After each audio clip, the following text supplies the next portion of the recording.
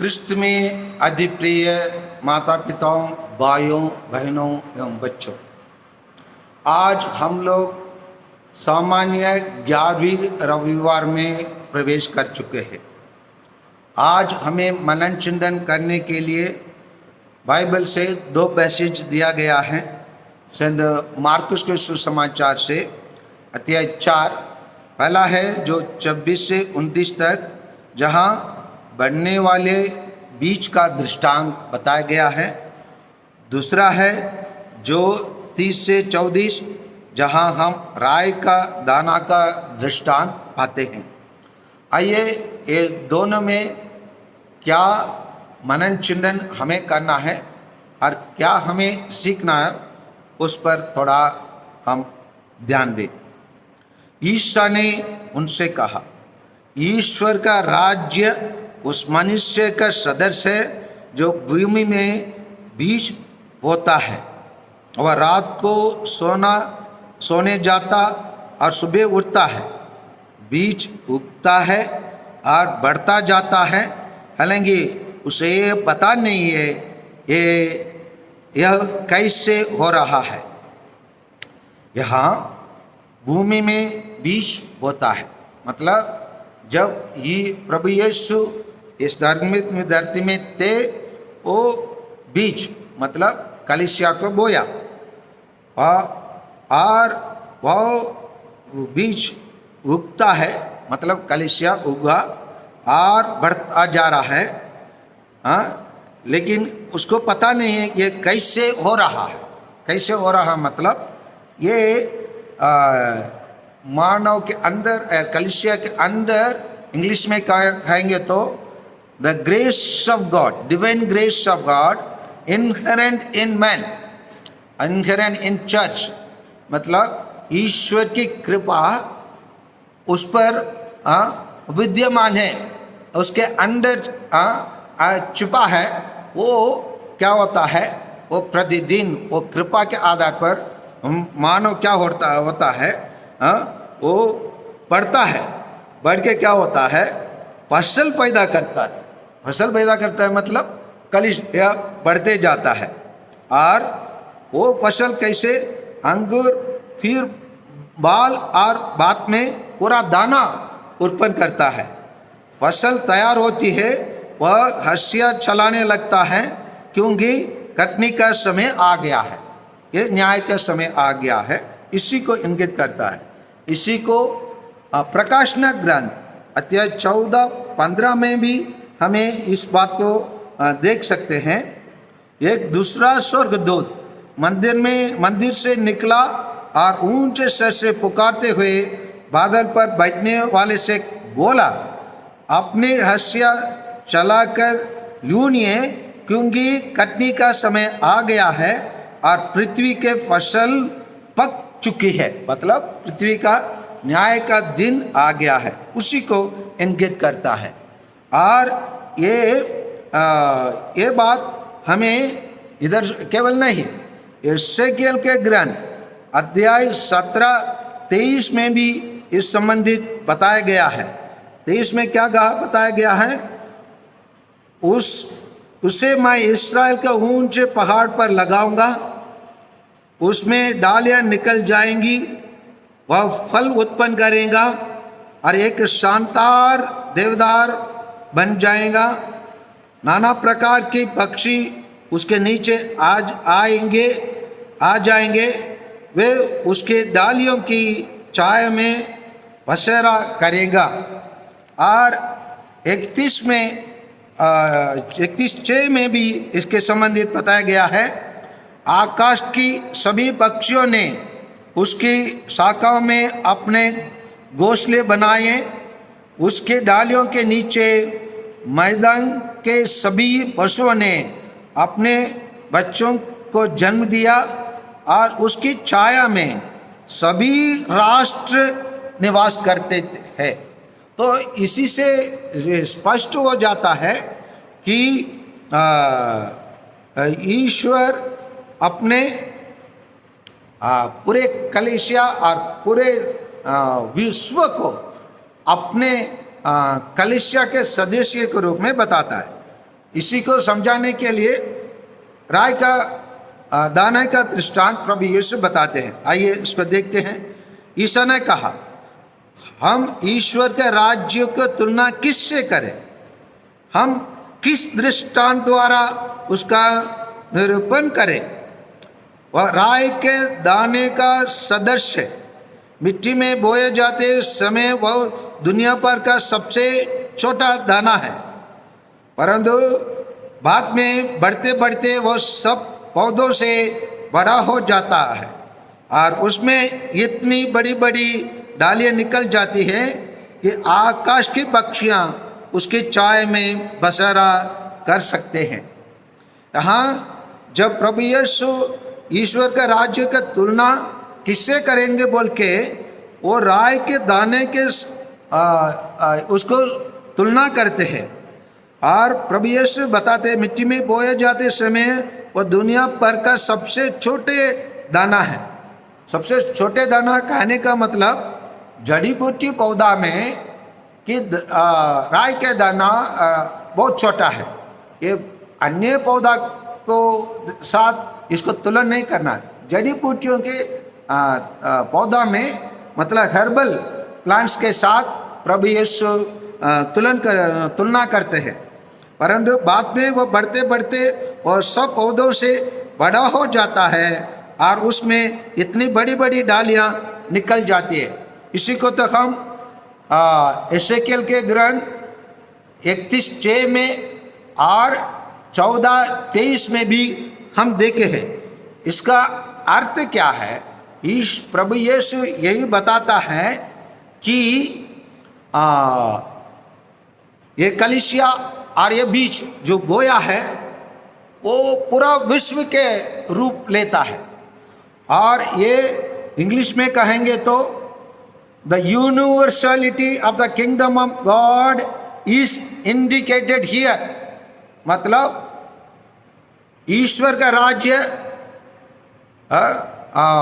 पूरे सर्व विश्व में ये फैलाया गया है, ये बोया गया है और ये बढ़ते जा रहा है। यहाँ हम ये प्रभु यीशु छोटे बीज के रूप में राय के दानों को बता रहा है। मतलब वो कलीसिया जो उन्होंने 2000 वर्षों के पहले उन्होंने जो बोया, उन्होंने जो स्थापित किया, वो धीरे धीरे बढ़ते जा रहा है। वो उसी को प्रभु यीशु बताता है कैसे बढ़ते जा रहा है।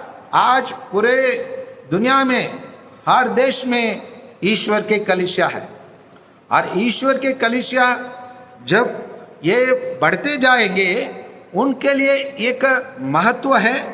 उसी महत्व को सेंट मार्कुस इसी अध्याय में 10 मतलब अध्याय 4:11 में ये बताते हैं।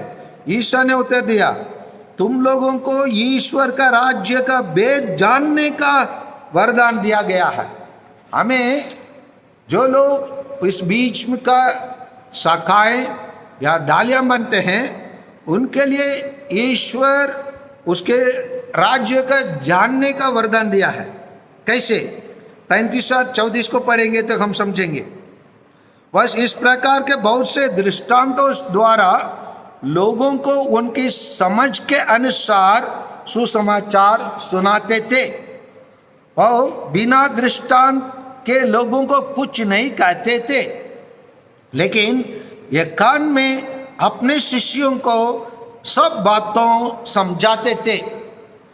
यहीं पर हम जो लोग प्रति रविवार को गिरजाघर जाते हैं उनको एकांत में अपने शिष्यों को सब बातों को समझाते हैं। उसी लोगों को रूप में, उसी शिष्यों के रूप में हम ले सकते हैं, क्योंकि जैसे हमने 4:11 में सुने हैं, तुम लोगों को ईश्वर का राज्य का भेद जानने का वरदान दिया गया है। इसका मतलब ये वरदान हमको हर इतवार और प्रतिदिन जब हम मिसा बलिदान में भाग लेते हैं, हर जो उपदेश देते हैं और उनके द्वारा प्रभु यीशु एकांत में अपने शिष्यों को सब बातों को समझाते थे। वो हम सबको हर इतवार के दिन होता है। आइए प्यारे भाइयों बहनों, माता पिताओं एवं बच्चों, इन दो पैसेज में और इसके द्वारा प्रभु यीशु क्या समझाना चाहते हैं, क्या संदेश देना चाहते हैं, और आप और मैं अपने निवास स्थान जाने के टाइम पर क्या हम अपने हाथ की मुट्ठियों में लेके जा सकते हैं। दो चीज है। एक है प्रभु यीशु भूमि में बीज बोया है, वो क्या है? कलीसिया। वो कलीसिया के सदस्य कौन है? आप और मैं।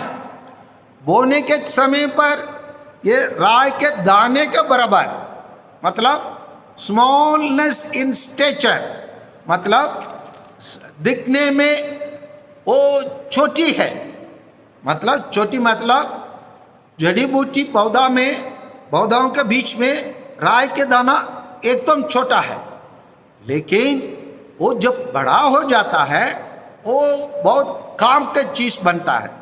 उसी प्रकार जैसे हम कलीसिया बड़े होते हैं, हम लोग में अंकुर फिर क्या क्या निकलता है, अपने आप फसल पैदा करती है। पहले अंकुर, फिर बाल और बाद में पूरा दाना। इसी प्रकार कलीसिया धीरे धीरे एक एक देश में, एक एक राज्य में बढ़ते जाता है, और उसका परिणाम क्या होगा? फसल तैयार होती ही वह हंसिया चलाने लगता है, क्योंकि कटनी का समय आ गया है। ये हमारे अंतिम न्याय के दिन का इंगित करता है। और इसी को प्रभु यीशु वो राय के दाना के दृष्टांत से हमें समझाते हैं वचन 32 में। परंतु बाद में बढ़ते बढ़ते वो सब पौधों से बड़ा हो जाता है। मतलब पूरे देश में, सभी देशों में रहने वाले लोगों में कलीसिया क्या हो जाता है? धीरे धीरे बड़े हो जाता है, और उसमें इतनी बड़ी बड़ी डालियां निकल जाती है। हाँ, इसमें बहुत लोग प्रभु यीशु को अपनाने वाले और उसको अपने प्रभु और ईश्वर के रूप में मानने वाले हो जाते हैं, कि उनमें कि आकाश की बख्शियां उसके छाए में बसेरा कर देते हैं। मतलब जो गरीब है, जो दरिद्र है, जो बीमार है, जो लोग ईश्वर की खोज में लगे रहे हैं, उन लोग सब ईश्वर के राज्य में आकर ईश्वर के चरणों में, मतलब कलीसिया के चरणों में रह जाते हैं। रह जाने के बाद जैसे प्रभु यीशु ने एकांत में अपने शिष्यों को सब बातों को समझाते थे, उसी प्रकार कलीसिया के कुछ मुख्य लोग जैसे पोप स्वामी और कैर्डिनल लोग, बिशप लोग, पुरोहित भाई लोग और धर्म भाई बहन लोग क्या करते? जो उनके डालियों में और उनके चाय में आ जाते हैं। जैसे यहाँ एसेकिएल के ग्रंथ 31:6 में बताया गया, सभी उसकी छाया में सभी राष्ट्र निवास करते हैं। उसी प्रकार कलीसिया की छाया में सभी राष्ट्र निवास करने लगते हैं, और उनके लिए ईश्वर का स्वर्ग राज्य की बातों को क्या कर देते हैं? जैसे 4:11 में बताया गया, तुम लोगों को ईश्वर का राज्य का भेद जानने का वरदान दिया जाता है। वरदान पा लेते हैं। आइए हम ईसाई भाई बहन लोग अपने आप को धन्य समझे। ईश्वर ने हमको बोया है, ईश्वर ने हमको बड़े होने का वरदान दिया है, क्योंकि हमारे अंदर ईश्वर का डिवाइन ग्रेस इनहेरेंट हमारे अंदर छुपा रहता है ईश्वर का कृपा अनुग्रह, उसी से बड़े होकर हम एक दिन ईश्वर का राज्य में, हम ईश्वर का राज्य का सदस्य बने। आमीन।